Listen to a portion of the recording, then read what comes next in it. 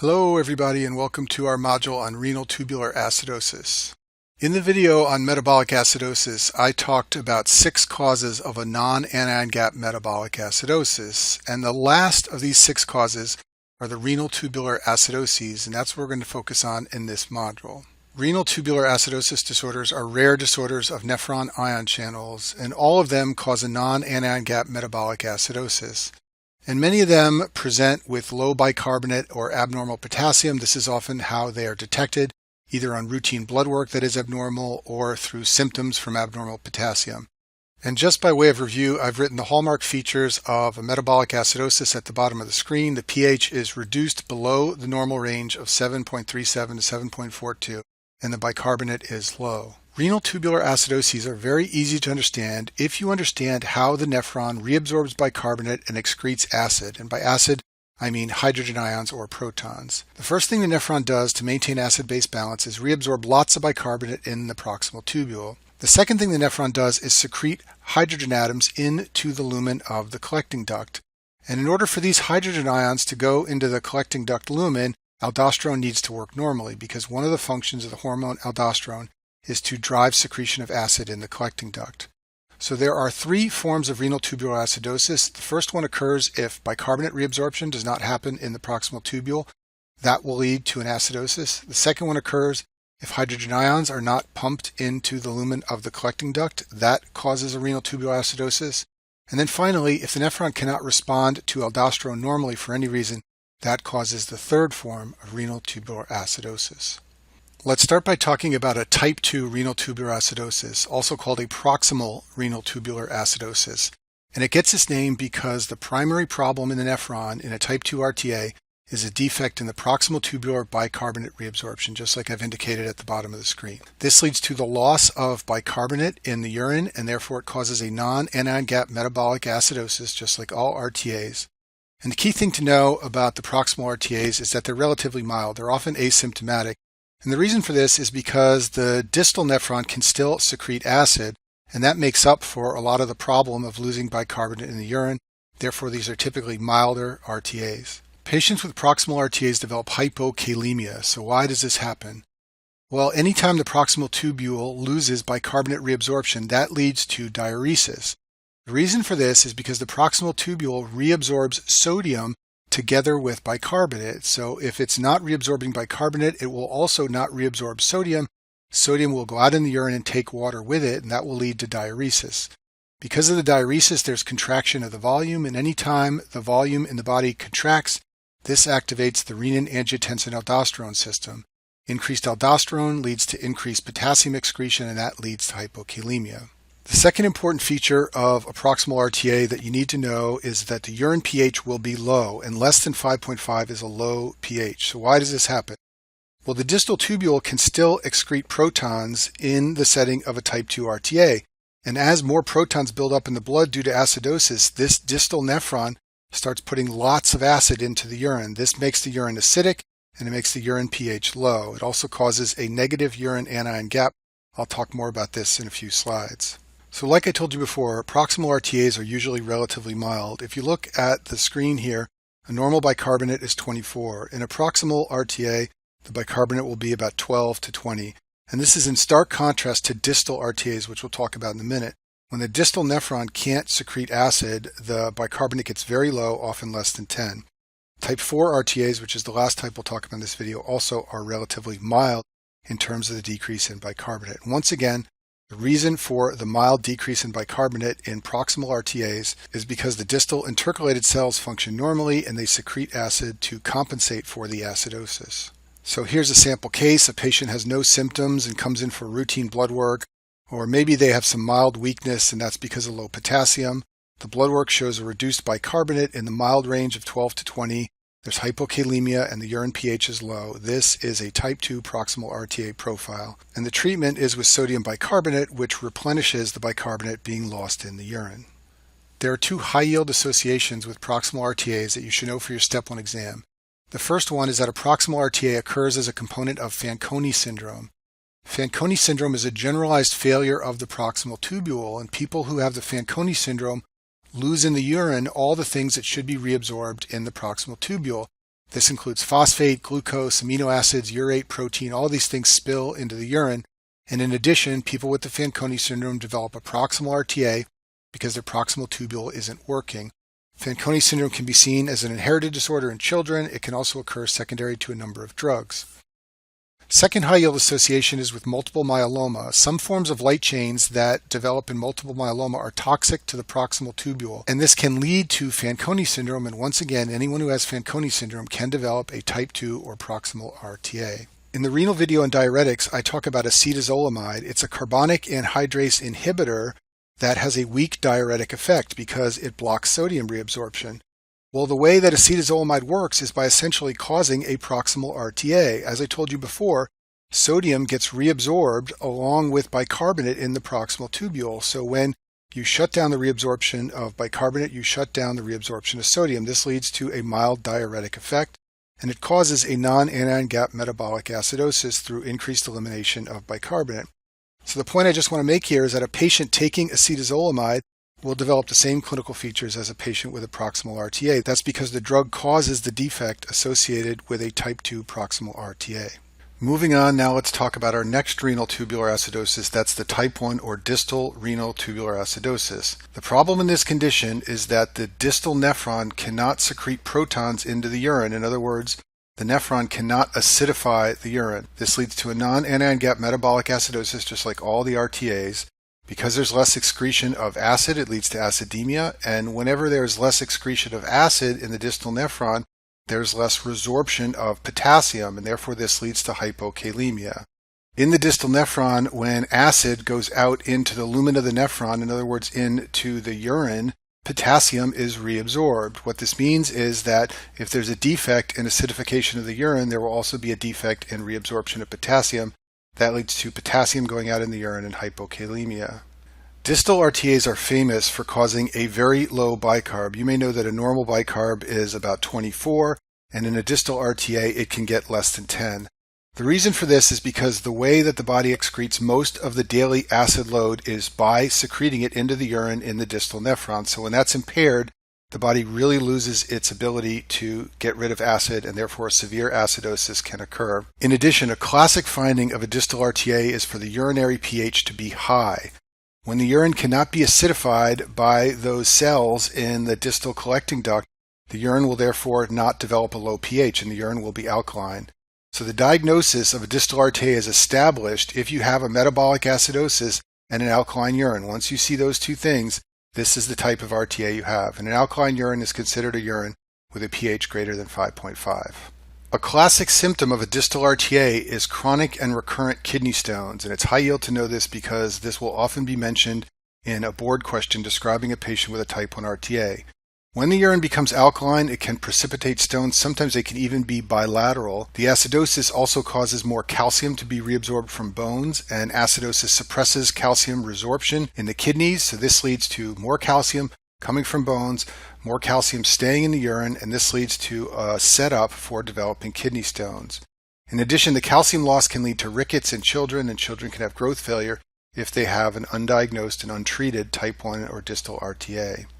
There are many etiologies of a distal RTA, but you should know that a classic association of type 1 RTA is with autoimmune diseases, especially Sjogren's syndrome or rheumatoid arthritis. Any board question describing a patient with one of these conditions who develops a metabolic acidosis, you should think of a distal RTA. In addition, there are medications associated with this condition. Amphotericin B is an antifungal drug that is a classic cause of a distal RTA. And then there are rare genetic forms that you can see in children. Let's talk about the urine anion gap. This is a measurement you can make in patients with metabolic acidosis that can be helpful in determining the cause. In particular, it can be helpful for making the diagnosis of a distal RTA. So the urine anion gap is an evaluation of urine acid excretion. When you have an acidosis, lots of ammonium is excreted, and the ammonium carries hydrogen ions with it. So that's why ammonium helps you to excrete acid from the body. Problem is very few labs can measure ammonium directly. It's difficult to do this. So instead what they measure is the urine anion gap. The urine anion gap is the urinary sodium plus the potassium minus the chloride, just like I've shown you at the bottom of the screen. When patients are excreting lots of ammonium, that leaves in the urine with chloride. So this chloride number is going to get very high. That's going to make the urine anion gap negative when lots of acid is being excreted. So any patient who has an acidosis and has normal kidneys that are working, the urine anion gap should be negative. That's the normal state, the normal finding you should have in a patient with an acidosis. So for example, let's imagine a patient has a gastrointestinal metabolic acidosis, such as you see from diarrhea. This is going to cause the urinary anion gap to become negative. The reason for this is because in a GI cause of a metabolic acidosis, the kidneys are working normally. That means ammonium excretion is going to go up and therefore urinary chloride is going to go up. And by this equation, when urinary chloride goes up, the urine anion gap will become negative.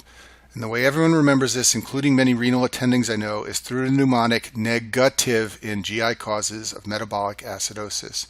You can also sometimes see a negative urinary anion gap in a proximal type 2 RTA, just like we talked about earlier. That's because in this type of RTA, the distal acid secretion of the nephron is intact. Therefore, the urinary chloride concentration can go up and the urine anion gap can become negative. In a distal RTA or in a type 4 RTA, which we're going to talk about in a minute, in those two conditions, the urine anion gap is positive, and that's why this test can be helpful for working on your differential diagnosis. The reason it's positive is because the kidneys can't excrete protons normally. Therefore, ammonium doesn't go up normally and chloride doesn't go up normally, and the urine anion gap does not become negative like it should. So in a type 1 or distal RTA or in a type 4, those are the two renal tubular acidoses where the urine anion gap becomes positive. Remember, a positive urine anion gap in the setting of an acidosis is abnormal. That's not the way the kidneys work. And when you see that, it means there's something wrong with the secretion of protons and ammonium in the distal nephron. There's another special test that can be sometimes used to make a diagnosis of a type 1 distal RTA, and that's called an ammonium chloride challenge. This is a picture of ammonium chloride on the screen here. It's a white powder. And what you can do is administer this to a patient who has an acidosis. This is called challenging them with ammonium chloride. This basically gives an acid load to the body because ammonium chloride is an acid, and the urinary pH should become low after they ingest ammonium chloride. However, in patients with a distal RTA, the urine pH will remain high, greater than 5.3, and once again, that's because of the defect in secretion of protons in the distal nephron that you see in type 1 RTA. So the classic case of a type 1 distal RTA is a patient with Sjogren's syndrome or maybe a patient who has rheumatoid arthritis. There's a history of bilateral recurrent kidney stones. The bicarb is going to be very low on blood work, often less than 10. There'll also be hypokalemia, and then the high urinary pH. Once you see this, the answer is almost always a distal RTA. The urine anion gap will be positive, which is abnormal. It should be negative in an acidosis. And if you challenge them with ammonia chloride, you will find a high urinary pH. And the treatment is with sodium bicarbonate. This basically gives base or alkaline back to the body to counteract the acidosis. We'll finish by discussing the third type of renal tubular acidosis. That's a type 4 RTA. And a type 4 RTA is basically the clinical picture that arises when you have hypoaldosteronism. If there are decreased effects of the hormone aldosterone, for whatever reason, that's going to lead to the acid-base disturbance that we're going to talk about now, called a type 4 RTA. So in a type 4 RTA, the distal tubule fails to respond to aldosterone, as I've indicated at the bottom of the screen here. This can be either because there's deficient levels of aldosterone in the body or because of aldosterone resistance, and we'll talk more about this in a minute. So when there is decreased activity of aldosterone, there's less excretion of potassium, and that leads to hyperkalemia. And I've bolded this because this is a unique feature of a type 4 RTA. This is the only RTA associated with high potassium. In addition, aldosterone promotes the secretion of acid in the distal nephron. So when aldosterone activity is deficient, there will be a mild non-anion gap metabolic acidosis. Usually the bicarb is greater than 17, normal's 24. You don't get those very low bicarbs like less than 10 we talked about for a distal RTA. The major pathologic defect in the nephron in a type 4 RTA is decreased ammonium excretion, and it's super high yield to know this. This is what they're going to want you to understand about a type 4 RTA for step 1.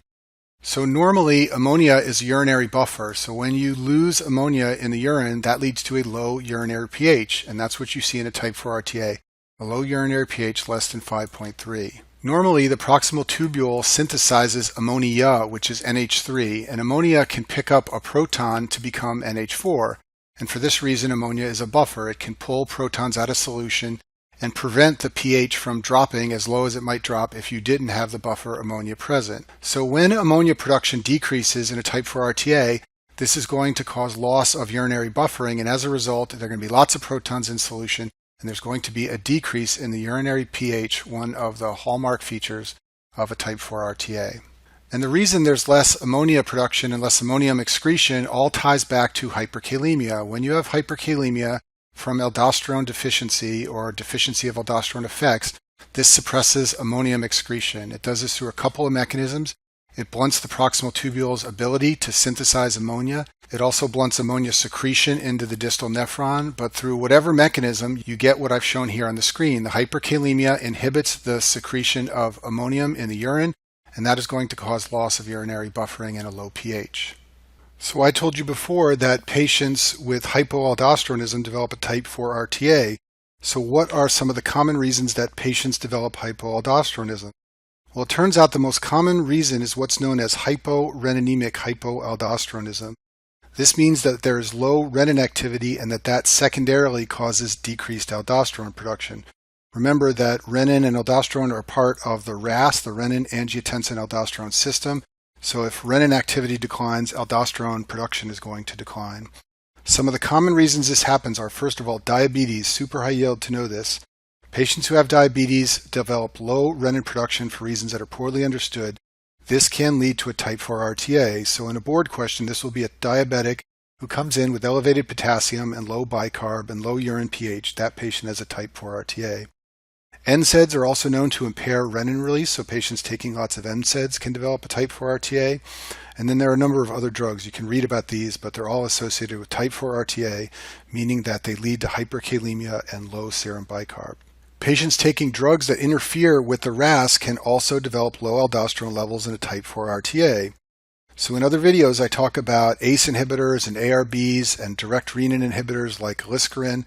All of these drugs, as you may know, are associated with hyperkalemia. They can all cause high potassium by blunting aldosterone effects. Well, what you need to know now is that they can also cause a reduced serum bicarb level, and they can also cause the urinary pH to get low. This all has to do with the other features that fall out from the high potassium level associated with low aldosterone. That leads to the acid-base disturbance of a type 4 RTA. You can also develop a type 4 RTA if for any reason the nephron becomes resistant to aldosterone. This is usually caused by drugs that inhibit tubular function. Classic drugs to do this are potassium-sparing diuretics and Bactrim. With potassium-sparing diuretics, the goal is to block aldosterone effects, so naturally they are going to cause a high potassium level, and they are also going to cause a mild metabolic acidosis, as we've been describing for a type 4 RTA. Bactrim can also have a similar effect. So the classic case is going to be a diabetic with mild renal insufficiency. Most cases of type 4 RTA occur among these types of patients. Because of the renal insufficiency, they make a little bit less renin than normal. In addition, diabetes causes less renin production, and that leads to hyporeninemic hypoaldosteronism. So a patient like this who presents with unexplained hyperkalemia and a low serum bicarb probably has a type 4 RTA. And you can treat this form of RTA with fludrocortisone. Fludrocortisone is a mineralocorticoid. If you look at the bottom of the screen, it has a structure very similar to aldosterone, so you can give this as an oral drug, and it can bring the potassium down and improve the acidosis. I'll finish with this slide summarizing the three forms of renal tubular acidosis. In a type 1 RTA, this involves the distal nephron. The urinary pH is high, a very unusual finding in acidosis. These patients develop kidney stones and they develop very low bicarb, usually less than 10.